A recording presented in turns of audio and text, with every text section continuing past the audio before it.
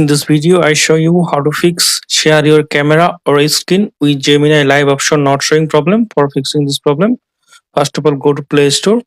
Now search for Gemini. Up to date is Gemini, Google Gemini app. If available any update version, now search for Google. Click on Google. Now updated Google app.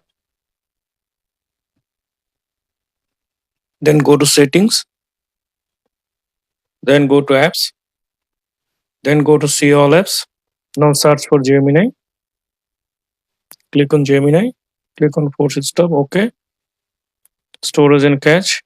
Clear storage. Then delete. Now open Gemini app.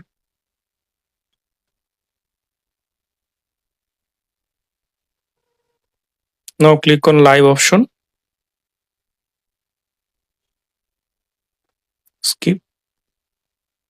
You can see that go live with Gemini. Okay.